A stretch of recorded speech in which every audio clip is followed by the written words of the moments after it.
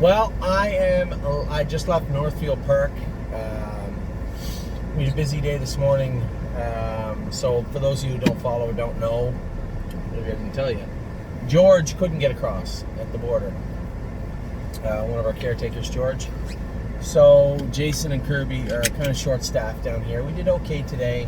A couple of guys that were coming and riding horses. Another guy that was cleaning stalls, or a lady that was cleaning stalls. It worked out real well. Cobbled together a good work day, put it that way. Last night we had a mediocre night, but on both sides of the border.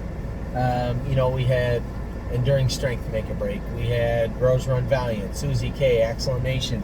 To be honest, I had to think on the way home to myself, do we need these horses? I mean, are these the horses that are these horses gonna win?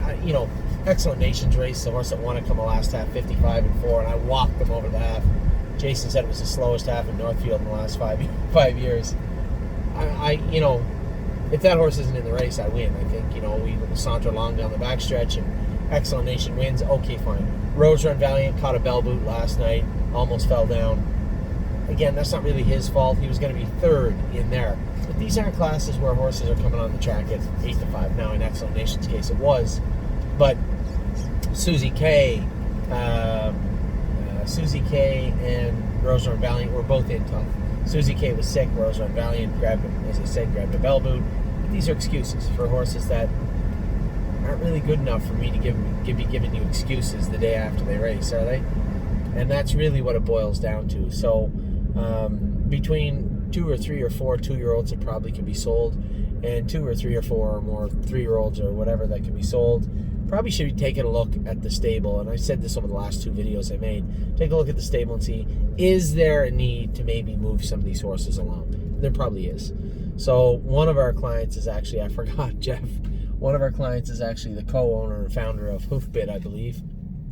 And he called and said, I noticed on your videos you said you're going to sell some horses. Why don't you do like an auction, an online auction with Hoofbid? Pretty cool idea.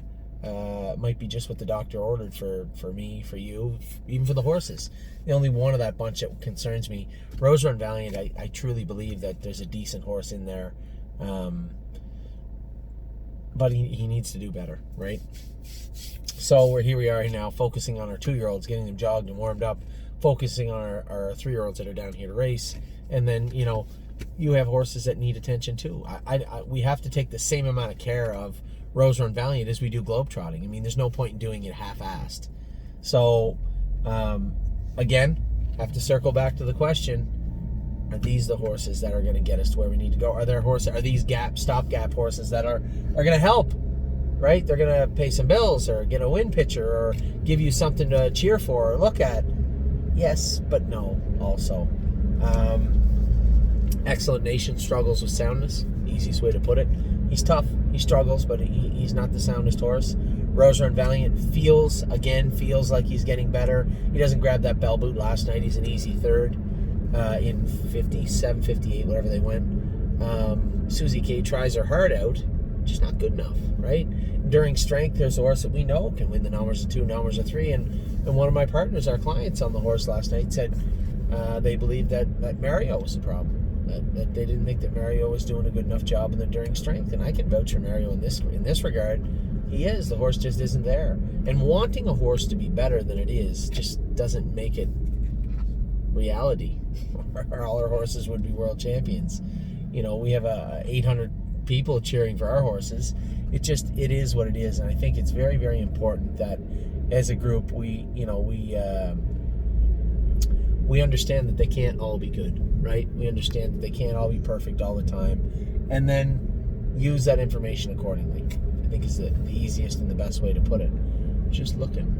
Here I am hungry, driving by all these restaurants. Not very smart. Culvers. Huh. So how do we deal with that? What do we do?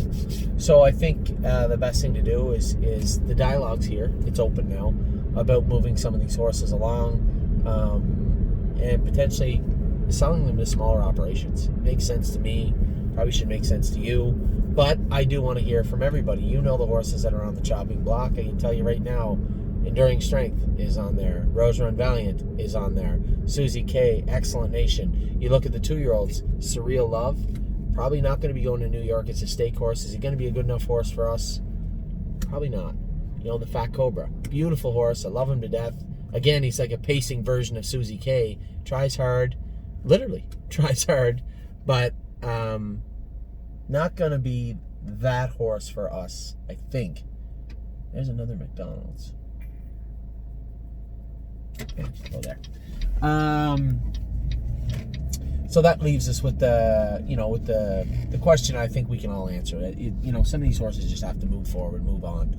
So that's what we leave with today's video. Last night, and again, Really Blue Chip raced worse than anyone last night. When I look at Really Blue Chip, here's a filly that needs a lot of weight, needs to grow, has allergy issues. I feel bad. There's a lot of people, Eric, a good client, a good friend of ours, that owned a lot of Really Blue Chip and dumped them today, and I don't blame them. At the same time, I look at Really Blue Chip herself and say, how would this filly be with 200 more pounds on her? And she eats. We just have real trouble putting her on it. We have other supplements that we're going to try putting her on and see if we can get some weight on her. If we can get, hold on, it said left turn signal is red. That guy just went through a red light. I'm not from here and I know that. If we can get Really Blue Chip eating and put weight on, I think the filly that we expected, at least a version of her, will come out.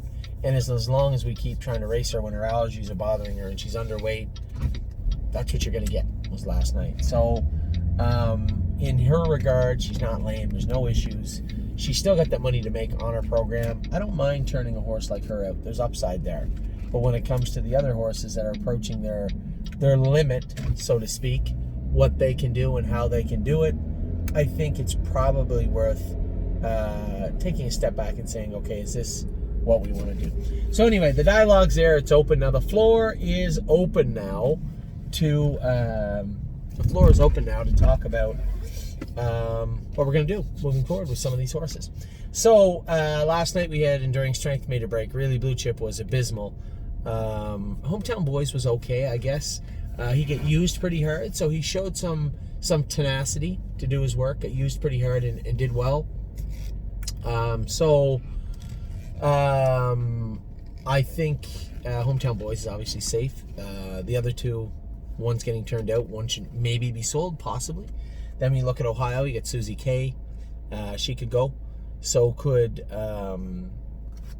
Excellent Nation, for two very different reasons. And then Rose Run Valiant, question mark there. But yeah, potentially he could go also. So, my question to you today is, one, is this something that we should look into as a group? And if you have shares or an interest in any of those horses, please feel free to voice your opinion.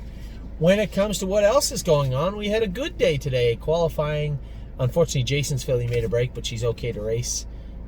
She's okay to race next week, I guess, in a Sire Stakes, a grassroots event, Buckeye. And then we had Momo, won her qualifier, I guess, fastest 2-year-old of the day is what I said to somebody earlier. There's only 3 qualifiers, but she was good. 59 last quarter, 29 and 4, half-mile track. She liked the track. Nothing really bothered her, so that was good. Good tightener for next week for her. And then we have Overdue Mission was well overdue to qualify. She might have heard me prepping for this video talking about selling horses, and she went out and qualified very, very well. 59 last quarter and 29, but did it well. Did it really well. So we'll see how she comes over the next 2, 3, 4 weeks. Tonight we don't have anything racing, either here or in Ontario, but still a massive Friday coming up. 5 of our 2-year-olds make their Sire Stakes debut here in Northfield, GW Chrome. I'm a Lovely Lady, Miss Meringue, Mama Knows Best from the rail as the favorite, and then My Jazz also is in there. 5 here, and then we also have a big start coming up in Ontario for a no free lunch. First start in a Gold. He races for $102,000 tomorrow in Ontario. A number of other horses racing Off-Road Hanover. A few other horses I think are racing. Were We Welcome makes her first start in an overnight tomorrow. And then also making their start tomorrow will be One My Heart Hanover. Too bad I can't be there for her, but Sylvain Fillion's going to drive her. We took her over to Mohawk the other day and went a slow trip with her and let her buzz in the end of it. I think her equipment's on perfect. Looks good. Really excited to see all the horses race tomorrow. That's a star-studded night for the stable, so to speak. 8 horses, 6 stake races, and hopefully 2 stake horses after that are in overnights. We will see what happens tomorrow, but it's going to be a big day. And then Saturday we got our 2 horses in Scioto in the Next Generation Sire stake race. Pennsylvania's got some horses going strong or in to go. I think tomorrow or Saturday, Sunshine's Finest races. And then back Monday, Tuesday, Wednesday. We're going to be busy, I guess, forever. But for now, I got to have a nap. I'm exhausted. I'm going to get something to eat real quick and have a nap. And probably regroup and maybe go to dinner with Jason tonight. So I hope you guys had a good day. It's been obviously stressful for me. I'm here. I'm now in Ohio. I'm locked in. It's like Hotel California. You can check out, but you can never leave. If I do leave, I have to quarantine. So hopefully in the next week or 2 weeks, hopefully on the 3rd and 21st, there'll be an announcement from Canada. I doubt they're opening up the border, but I hope they're loosening the restrictions for work travelers like myself. That would be helpful. Certainly, I mean, I see they just did it in New Zealand or Australia. Somebody sent me a note today saying if you come home from abroad or come into one of those countries, you just have to have a blood test or a test saying you're negative for COVID-19. That seems reasonable. So hopefully they change that. But for now, I'm in Ohio. I'm working. Didn't have a great start last night, but Friday's going to be a big day.